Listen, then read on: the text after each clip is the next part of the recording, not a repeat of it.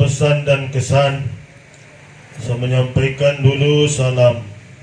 Bapak Guru Mursyid kita tidak dapat menemani kita pada malam hari ini. Insya Allah besok mudah-mudahan para jamaah akan hadir kumpul bersama untuk salaman pamitan kepada Bapak Guru Mursyid kita dengan ucapan Assalamualaikum warahmatullahi wabarakatuh.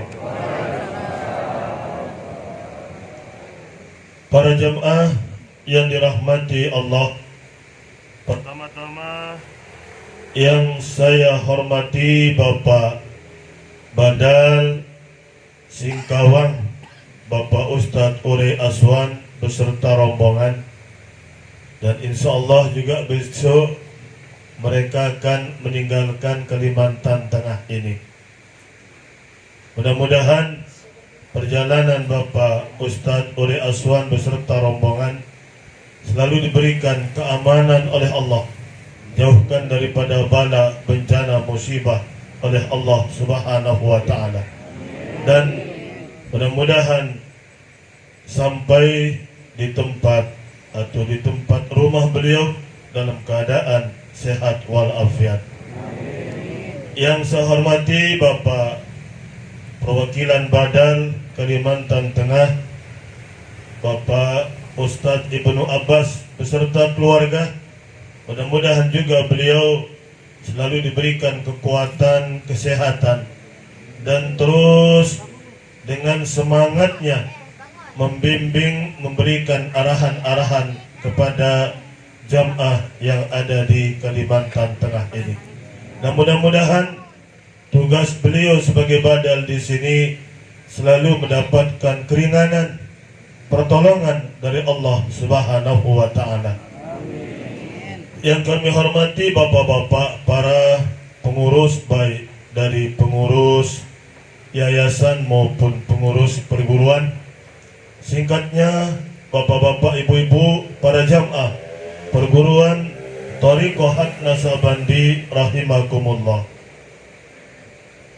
Tidak bosan-bosannya untuk kita saling ingat memperingati, saling nasihat menasihati di dalam kita mengamalkan ilmu ini. Sebagaimana tadi yang sudah kita dipesan, dibimbing oleh Bapak Guru Mursyid kita, baik dalam tawajuh tadi, pembaharuan tadi, maupun tadi sore di halkah sekretaris yang sudah disiapkan oleh Bapak Badal Kalteng di sini. Jadi pesan beliau, apapun ibadah yang kita lakukan, jangan sampai kita meninggalkan apa yang sudah kita ditunjukkan oleh beliau. Tidak usah tergesa-gesa, tidak usah terburu-buru. Dulu itu yang sering kita lakukan, apalagi ke masjid dulu. Ini saya ya Bu, ya mudah-mudahan bapak-bapak, ibu-ibu tidak di sini. Ketika azan dulu, apalagi imam sudah mentakbir, wah kita lari-larian dulu kejar untuk dapat takbir yang pertama. Sampai seperti itulah dulu. Namun mudah-mudahan setelah kita mendapatkan ilmu musyahadah ini, ilmu yang benar-benar yang harus kita terapkan dalam ibadah ini, mudah-mudahan menjadi satu istiqomah kita di dalam hidup ini. Sebab apapun yang kita lakukan, hendaklah kita mulai dengan miliknya dia. Kullu amrin di balin la yubda'u fihi bismillahirrahmanirrahim fahuwa aqta. Setiap perkara yang urusan penting, setiap perkara yang penting, lalu perkara itu tidak dimulai dengan menyebut nama Allah, maka urusan itu akan terputus. Ai aqta ai qalilul barakah. Keberkahan mungkin kalau kita dapatkan juga itu. Maka dalam satu hadis disebutkan kullu amrin zibalin la yubda'u bi dzikrillah fa huwa aqta. Setiap perkara yang penting yang tidak dimulai dengan ingat kepada Allah, zikir kepada Allah, maka perkara itu juga terputus.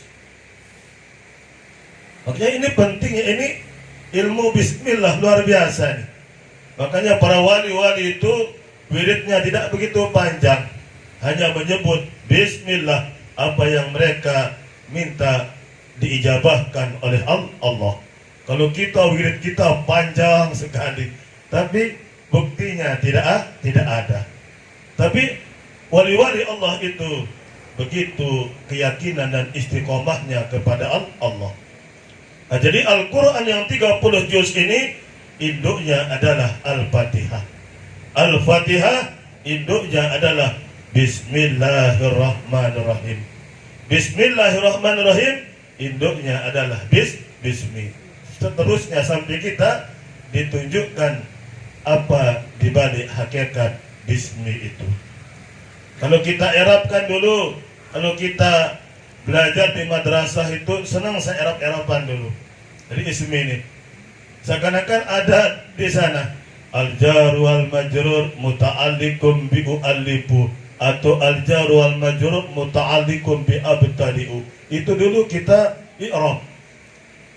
Dari i'rab itu al-lughat al-bayan, betul-betul menyatakan tentang daripada makna-makna yang kita baca itu. Jadi paham kita dahulu. Ini dari bismillah ini begitu luar biasa ilmu ini. Ada menyebutkan al-ba'u sebagai al-musyahabah, artinya penyertaan. Siapa yang berserta dengan nama Allah, la yadurru ma'asmihi syai'un fil ardi wala bisa sama. Tidak akan diberikan mudarat oleh Allah dari langit maupun dari bumi, kalau beserta dengan nama itu. Ada memaknakan juga al-ba'idu al-isti'anah, artinya memohon pertolongan. Jadi ketika kita menginginkan sesuatu kepada Allah, cukup dengan Bismillahirrahmanirrahim. Nah ini cukup sudah sebagai kita, doa kita sumber daripada doa.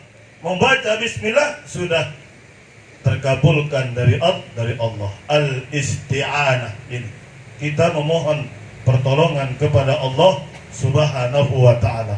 Ini begitu hebatnya bismillah ini. Makanya ketika kalau kita baca sejarah, ketika bismillah belum diturunkan ke atas dunia ini, keadaan dunia begitu liar, ombak begitu ganas luar biasa, angin mengamuk, seakan-akan menunjukkan kesombongan keangkuhannya.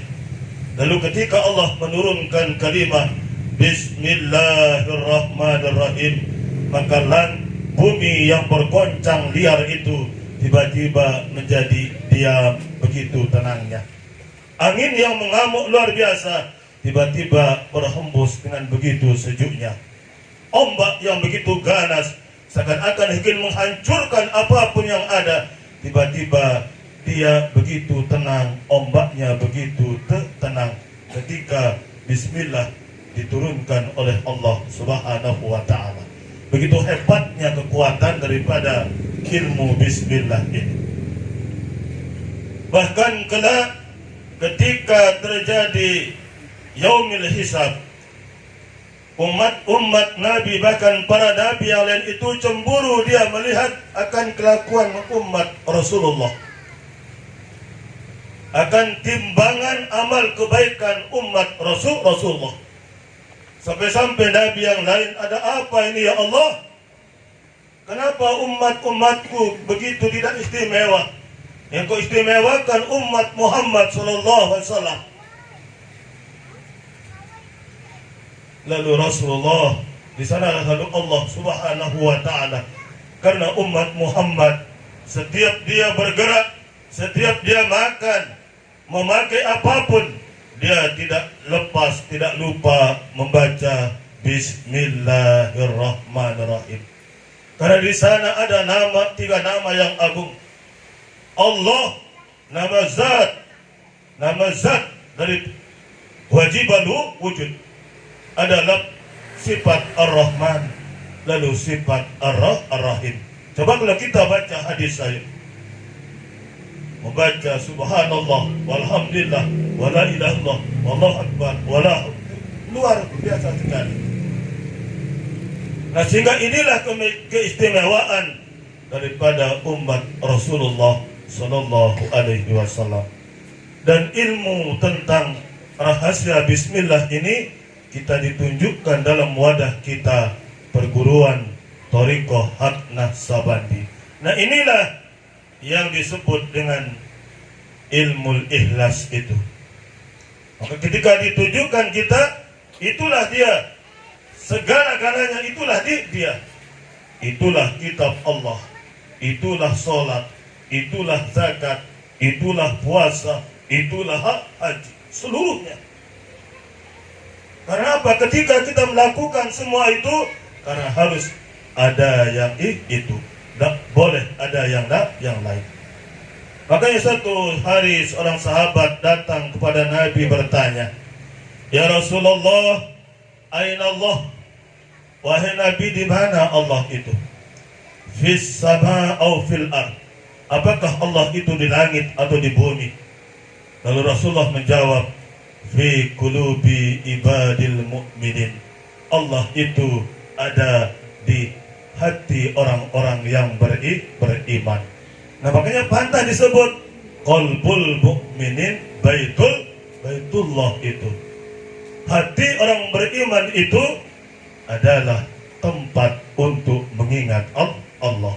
Makanya tidak boleh ada yang lain di hati ini kecuali hanya Allah. Misalnya satu contoh seperti yang saya sebutkan, ceritakan, kita punya rumah bagus yang luar biasa, indah sekali. Lalu di dalam rumah itu ada kita punya istri cantiknya luar biasa. Lalu kita tiba-tiba pulang dari luar lah, atau dari musafir lah. Ketika kita masuk kamar, tiba-tiba ada laki-laki yang lain di sana. Kira-kira perasaan kita bagaimana kira-kira? Senang apa mau marah? Senang apa marah? Kalau senang berarti ada tidak wajar itu. Tentunya ketika kita lihat ada orang lain di sana, tentunya kita akan marah. Allah Maha Pencemburu kalau ada di hati itu ada yang lain selain dia. Oleh karena itu, Bapak Guru Mursyid mengajarkan kita bagaimana mendawamkan zikir ini di dalam kolbu kita. Jadi tidak ada lain isinya ya Bu, kecuali Allah, Allah, Allah, Allah. Nah, ketika kita berzikir ini kadang-kadang terjadi kontroversi. Ketika kita dilihat oleh orang lain, kok dibilang zikir sepotong nanti. Yo, ini zikirnya sepotong-potong ini. Bagaimana ini? Padahal zikir itu la ilaha illallah, itulah yang lengkap. Sering ada penafsiran seperti itu. Makanya kalau di dalam mempelajari ilmu thariqah itu ada namanya zikir nafi dan isbat. Mana dia? La ilaha illa Allah. Itu zikir nafi dan isbat. Ada zikir isbat. Mana dia? Illallah. Bukan sepotong nih Bu, sempurna kalimatnya ini. Yang namanya sepotong itu nah itu baru sepotong itu. Ya, itu sudah sempurna kalimat itu sudah. Tidak sepotong ini. Kalau berhujah, mari berhujah. Dari mana Anda bilang menafsirkan zikir kita sepotong? Nah, dulu ingat kita pelajaran matan jurumiyah itu coba disebut dengan kalam itu al-murakkab al-mufid bil wad'i. Yang namanya lafaz itu adalah dia murakkab, dia tersusun daripada dua kalimah. Lalu bil wad'i dihantarkan dengan bahasa Arab. Itu. al-mufid, lalu kita paham dengan apa yang kita baca. Jadi ini bukan sepotong, lengkap namanya. Ini disebut dengan zikir isbat. Inilah yang kita diperintahkan oleh Allah. Sabbatakallahu bil qawli sabit. Sabbatakallahu bil qawli sabit. Nah, inilah perkataan yang tetap, yang tidak akan pernah salah dunia sampai dengan di akhirat nanti. Jadi ibu-ibu tidak boleh terpengaruh dengan bahasa-bahasa mereka. Coba kalau mereka hadir, coba dengar kita. Kan kita sempurnakan dia dulu. La ilaha illallah. Sampai 3 kali atau sekali lah. Kan? Karena di awal sudah la ilaha illallah, la mawjudun bihaq illallah, atau la mawjud illallah. Tidak ada yang mawjud kecuali Allah. Lenyap kita, Bu.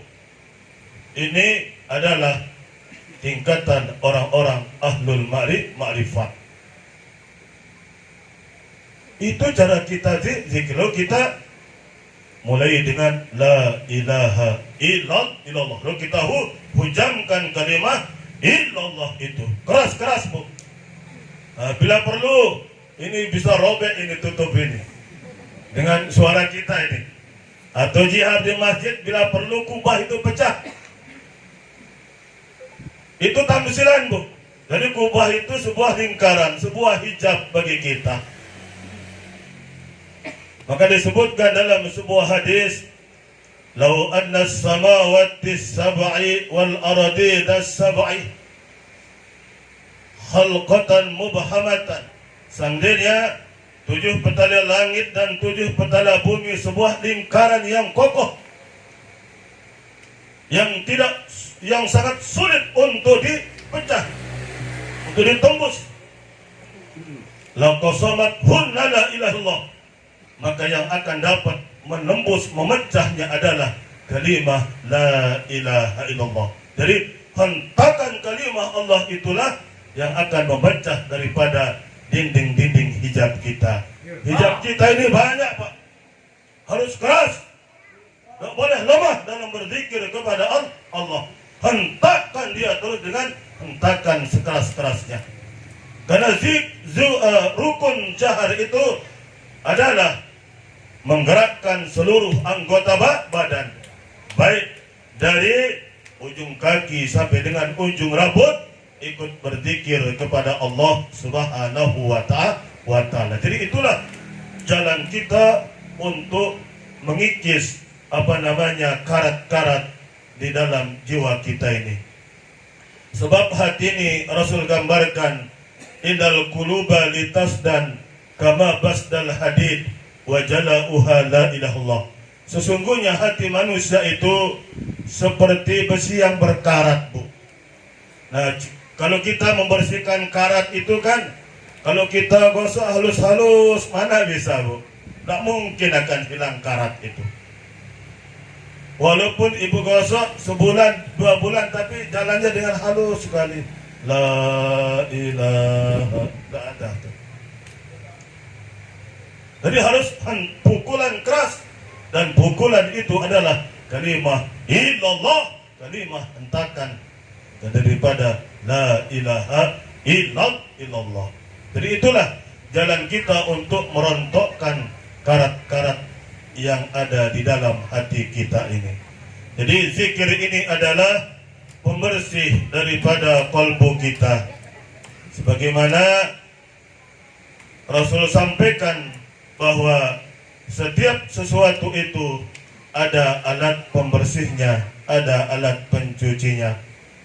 Jadi kemudian wa inna siqalatal qulub dzikrullah, dan sesungguhnya alat pencuci batin itu adalah zikir kepada Allah. Nah, tadi sudah mengadakan pembaharuan. Itu betul-betul ibu mandi sebersih-bersihnya itu. Nah, jadi zikir ini juga sebagai pembersih kalbu kita, rohani kita. Kalau jasad ini aja mandi 1 hari, kemudian tidak mandi 3 hari, lain rasanya, Bu. Lain sekali rasanya. Nah, bagaimana dengan kalbu ini? Kalau tidak dibersihkan juga, maka dia akan mengalami kegelisahan, tidak mendapatkan curahan rahmat dari Allah Subhanahu wa ta'ala. Jadi oleh karena itu, mari apa yang kita sudah ditunjukkan, dibimbing oleh Bapak Guru Mursyid kita atau perwakilan Badal Mursyid kita di sini, itulah yang harus kita lakukan.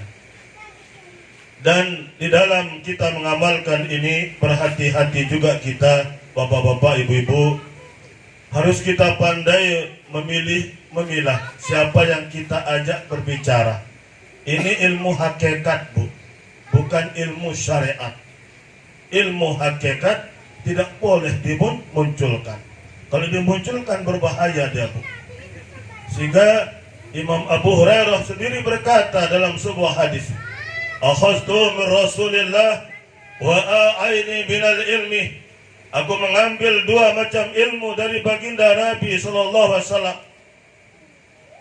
Begitu sempurna Abu Hurairah ini menerima ilmu Nabi. Yang satunya, kata Abu Hurairah, diajarkan dia dari tingkat anak-anak sampai dengan orang tua. Lalu yang satunya itu betul-betul dikhususkan sekali. Karena kalau diajarkan, kata beliau, "Lau bayantuhu laqatamaini hadal halqum." Kalau aku nyatakan dia, aku ajarkan dia, maka akan mereka menghalalkan akan batang leherku. Mereka pasti akan membunuhku karena mereka tidak percaya dengan apa yang aku sampaikan. Itulah dia ilmu hakikat ini. Maka berhati-hati kita di dalam membicarakan ilmu ini. Jadi ibu harus, bapak-bapak semua pandai. Lebih baik kita dianggap orang bodoh sudah, ya, tidak bisa apa-apa. Memang itulah kita, tidak bisa apa-apa. Yang bisa, yang pandai adalah Allah Subhanahu wa ta'ala. Namun ada jaminan Allah kalau kita memang betul-betul istiqomah dalam ilmu ini. Wattaqullah wa yu'allimukumullah. Jika engkau benar-benar bertakwa kepada Allah, maka Allah akan mengajari kita ilmu. Jadi kadang-kadang ketika orang bertanya, tiba-tiba kita bisa jawab. Padahal tidak pernah kita belajar, Bu. Tidak pernah membaca. Dari Allah betul-betul, ay fahman fi qulubikum an ta'khudunahu rabbikum min ghairi mu'allim. Betul-betul Allah taruhkan dia di dalam hatimu, tanpa pernah kamu belajar membaca. Sudah dipersiapkan oleh Allah Subhanahu wa ta'ala. Tapi benar-benar wattaqullah, benar-benar bertakwa kepada Allah. At-taqwa ay kalimatu la ilaha illallah. Itulah dia kalimah Allah. Jadi begitu hebatnya ilmu yang kita ditunjukkan oleh Bapak Guru Mursyid kita ini. Kemudian perlu untuk kita menjadi ingatan bersama di dalam membawa ilmu ini. Mari kita benar-benar tawadu. Tidak ada yang kita lakukan dalam masyarakat sesuatu yang aneh. Saya tidak mau melihat jamaah Torekoh Hak Nasabandi kelakuannya aneh-aneh, Pak. Tidak perlu kita aneh-aneh, ya. Karena banyak torekah-torekah yang lain juga aneh-aneh juga kelakuan-kelakuan untuk membawa diri mereka. Tapi alhamdulillah kita bagaimana kita menempatkan ilmu ini. Jadi tidak perlu kita membawanya dengan dengan arogan dan sebagainya. Jadi mari kita jaga kemurnian ilmu ini. Kemudian yang sangat penting sekali, apa yang kita diperintahkan oleh Bapak Guru Mursyid kita ini, mari kita laksanakan bersama. Orang beriman ketika diperintahkan oleh Nabi, dia menjawab, sami'na wa ata'na. Kami dengar dan kami akan taati. Kadang-kadang nanti mudah-mudahan tidak ada di antara kita yang berpikiran hal-hal yang lain tentang mursyid kita, lebih-lebih badal mursyid yang ada di sini. Tidak boleh, Bu, ya. Atau kita misalnya sekolah kita tinggi, tamatan Mesir misalnya, bergelar doktor atau MALC. Lalu guru kita, padahal kita tidak sekolah dia Pak, tamatan SD, oh dia tidak bisa dalil hadis itu, oh kita rendahkan. Ini tidak boleh seperti ini. Rasulullah SAW memberikan peringatan pada kita, man istakhaffa ustadahu ibtilahu Allah bisalasi baliyatin.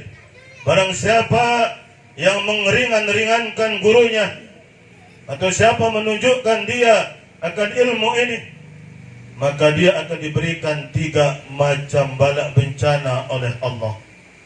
Pertama, dhaqa rizquhu, disempitkan rezekinya oleh Allah, dalam arti tidak pernah merasakan kepuasan, kekurangan terus, walaupun ada masih kurang terus, tidak ada rasa kenikmatan. Rezeki itu seakan-akan tidak barokah. Ini yang pertama. Lalu yang kedua, wa nasya ilmu, ilmu yang diamalkan itu tidak memberi manfaat pada dirinya. Jangankan pada istri anaknya, kepada keluarganya, atau kepada masyarakat, kepada dirinya saja berkahnya dicabut oleh Allah Subhanahu wa ta'ala. Lalu yang paling parah sekali, wa yakhruju minad dunya bighairil iman. Ketika mereka mati meninggalkan dunia ini, mereka mati tidak membawa iman kepada Allah Subhanahu wa ta'ala. Mati mereka di dalam kekafiran. Na'udzubillahi min zalik. Ini yang kita khawatirkan. Jadi mari di dalam siapa yang menunjukkan kita ilmu ini, harus kita berlaku adab, berlaku baik, berlaku sopan dan santun. Itulah kewajiban kita. Sebab ilmu yang ditunjukkan ini adalah ilmu tentang keselamatan kerohanian kita, ilmu peruntungan manusia. Apakah nanti dia akan mati dalam keimanan atau mereka mati dalam kekafiran. Ini ilmu yang berat, Bu. Makanya Bapak Guru tadi membuka ini ilmu amanah. Inna, Allah terangkan dalam Al-Quran, inna aradnal amanata ala samawati wal ard. Sesungguhnya kami, kata Allah, memakai kami. Jadi bukan Allah itu banyak ya Bu. Dulu ada datang kepada saya, mungkin dia tidak pernah ngaji orang ini. Pak, ini kok Allah mengatakan dirinya kami nih, berarti Allah itu banyak ya. Wah, ini nyata, ini orang tidak pernah ngaji nih. Kita terangkan. Jadi Allah menunjukkan akan keazamannya, ketinggiannya, telah menawarkan amanah. Amanah itu ditawarkan kepada langit, kepada bumi. Fa'abaina ayyahmilnaha, namun mereka satupun tidak ada yang mau menerima amanah itu. Wa asbaqna minha, karena mereka takut menanggung resikonya. Akibatnya begitu besar kalau amanah itu tidak bisa dilaksanakan. Makanya Nabi sebutkan asqaluddin al-amanah, yang paling berat di dalam agama itu adalah menerima amanah. Dan amanah itu kita sudah terima dari Allah Subhanahu wa ta'ala. Dan kita sudah bersaksi dahulu di hadapan Allah. Alastu bi rabbikum, ketika Allah menyumpah, bersumpah kepada seluruh ruh itu. Alastu bi rabbikum, maka ruh itu menjawab, qalu bala syahidna, benar, engkaulah Tuhan kami dan kami telah bersaksi. Ini sumpah, Bu, dan ini harus dipertanggungjawabkan. Dan ketika amanah ini kalau dititip, kalau dia ditiupkan ke dalam janin seorang ibu, kalau dia tidak sanggup menerima amanah ini, maka janin itu dihancurkan oleh Allah Subhanahu wa ta'ala. Namun kalau dia sanggup, maka anak itu akan terlahir ke atas muka bumi ini. Makanya dia menangis, Bu.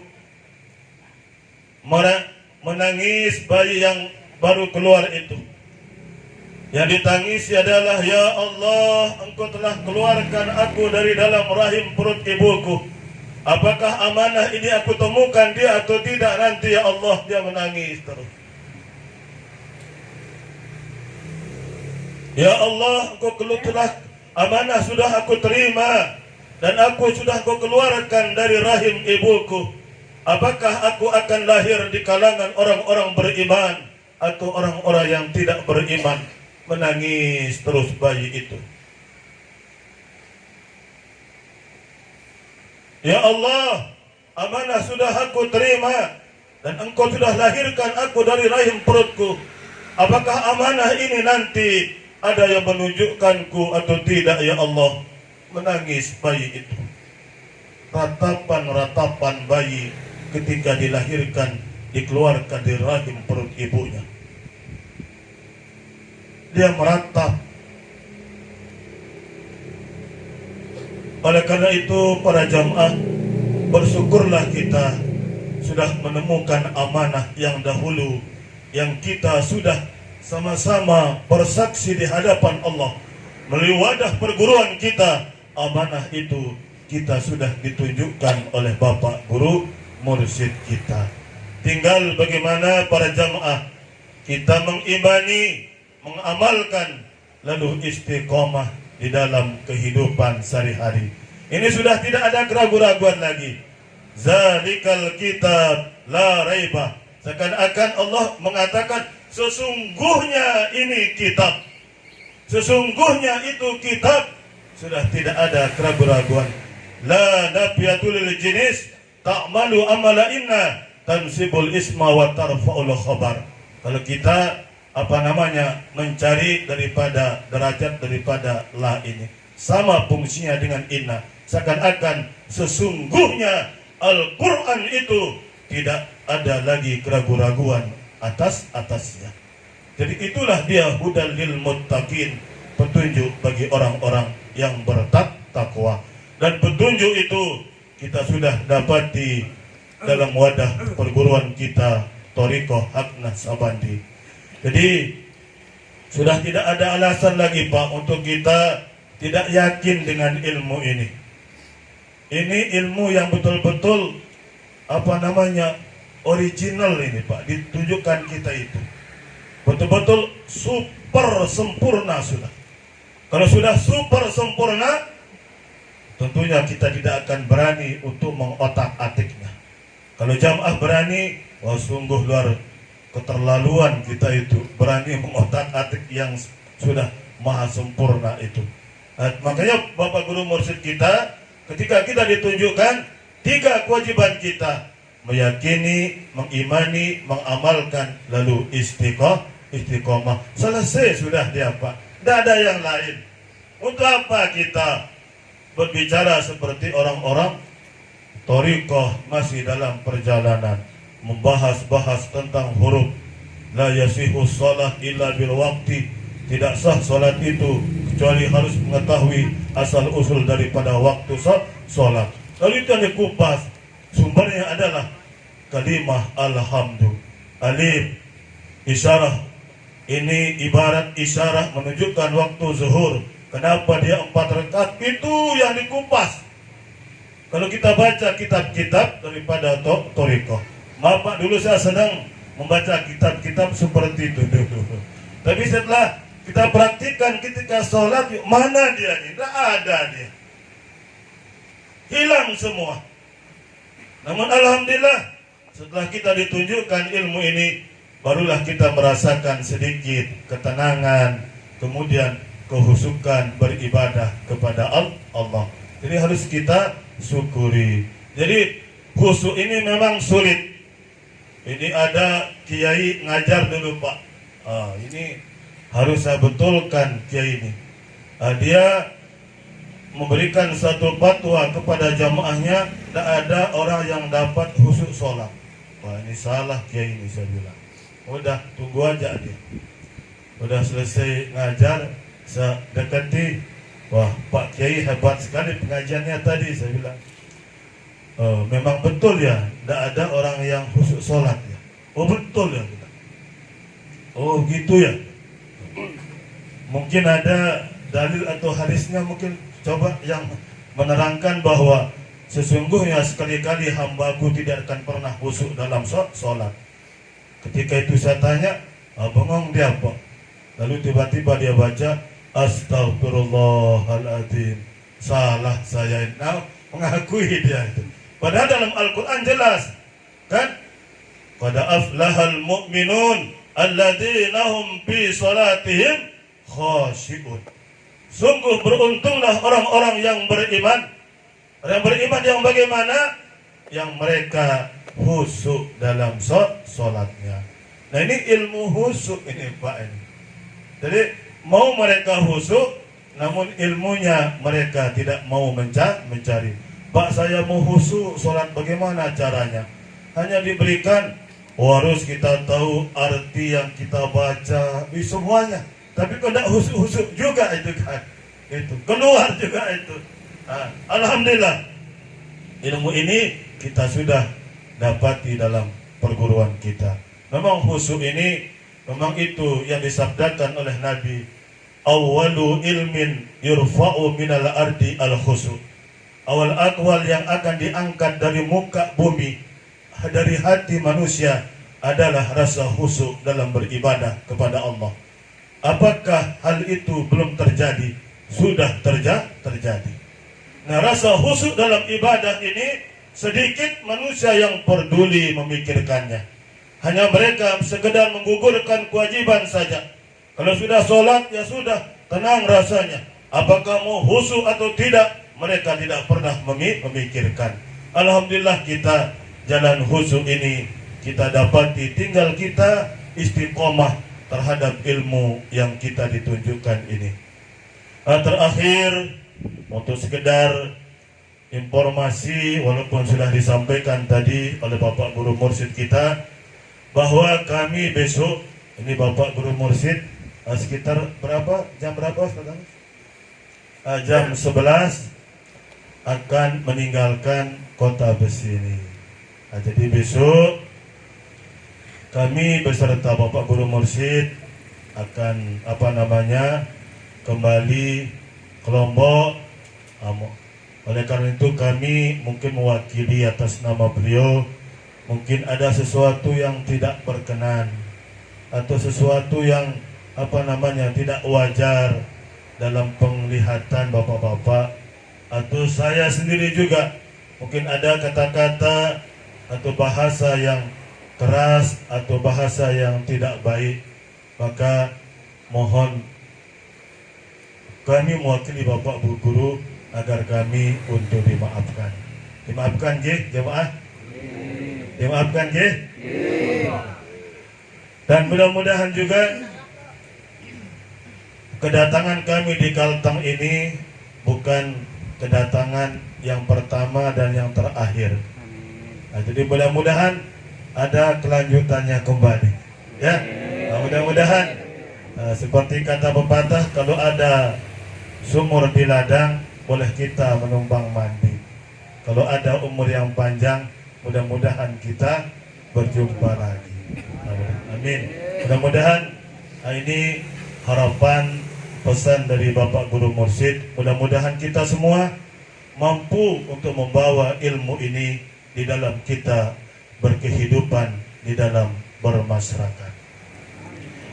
Terakhir juga mungkin penyampaian saya, Bu, kalau saya biasa menyampaikan itu terlalu berapi-api, mungkin ya keras sekali. Memang itu karakter ya. Jadi wah ini Ustadz ini kok keras sekali. Mungkin ada yang beranggapan saya keras, misal mohon maaf ya Bu, memang itu karakter saya ketika dimanapun saya tausiah atau menyampaikan kultum, memang seperti itu. Sebab di dalam berbicara tauhid tak boleh kita ketawa-ketawa. Kalau mau jamaah banyak ketawa, jangan jadi ustadz, jangan ulama, jadi pelawak saja sudah sana, agar banyak orang tertawa. Dan di zaman itu Inilah yang mereka senangi. Namun kita tidak mau urusan mereka. Mau mereka tertawa terpingkal-pingkal silahkan. Ini tentang tauhid, tidak boleh kita dalam bermain-main di dalam menyampaikan tauhid. Ketika Nabi membahas tentang tauhid, muka beliau merah padam luar biasa, menunjukkan bahwa tauhid itu bukan sesuatu yang harus ditertawakan. Ini adalah tentang tauhid, tentang Allah Subhanahu wa ta'ala. Jadi itulah mungkin penyampaian pada malam hari ini, dan mudah-mudahan untuk salam-salaman mungkin besok pagi dengan Bapak Guru Mursyid kita. Kurang lebihnya saya mohon maaf. Billahi taufiq wal hidayah. Wassalamualaikum warahmatullahi wabarakatuh.